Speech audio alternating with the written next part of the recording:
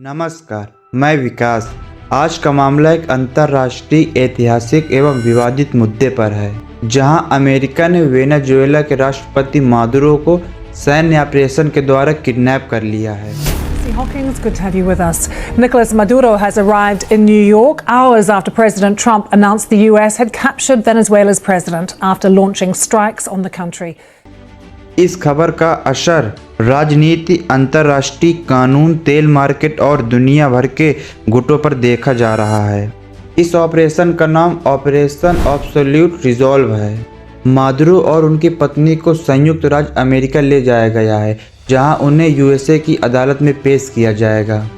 यह दुनिया में ऐसा पहली बार हुआ है जब देश में निर्वाचित राष्ट्रपति को सीधे दूसरी सेना के द्वारा पकड़कर दूसरे देश ले जाया गया हो। अमेरिका के राष्ट्रपति डोनाल्ड ट्रंप ने कहा है कि मादुरो को ड्रग स्मगलिंग के आरोप पर गिरफ्तार किया गया है, पर यूएस इसे न्याय प्रक्रिया का हिस्सा बता रही है।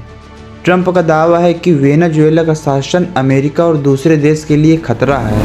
हालांकि विशेषज्ञ कहते हैं कि इस तरह का सैन्य हस्तक्षेप अंतर्राष्ट्रीय कानून के अनुरूप नहीं हो सकता। वेनेजुएला की अंतरिम सरकार के द्वारा अमेरिका पर आरोप लगाया गया है। उनका कहना है कि मादुरो की गिरफ्तारी एक गिरफ्तारी नहीं बल्कि एक अपहरण है और इसे वैश्विक साम्राज्यवादी दबाव कहा गया है। कई देशों ने अमेरिका की इस कार्रवाई पर सवाल उठाए हैं। वेनेजुएला के पास दुनिया का सबसे बड़ा तेल भंडार है और इस बदलाव ने तेल की कीमतों और भविष्य के निवेश योजनाओं पर गंभीर प्रभाव डाला है। विशेषज्ञ कहते हैं कि अंतर्राष्ट्रीय कानून कहता है कि किसी देश के राष्ट्रपति को जबरन पकड़ना यह कानून नहीं है, पर अमेरिका का दावा है कि यह एक आपराधिक गिरफ्तारी है, लेकिन आलोचक इसे एक राजनीतिक और सैन्य हस्तक्षेप मानते हैं।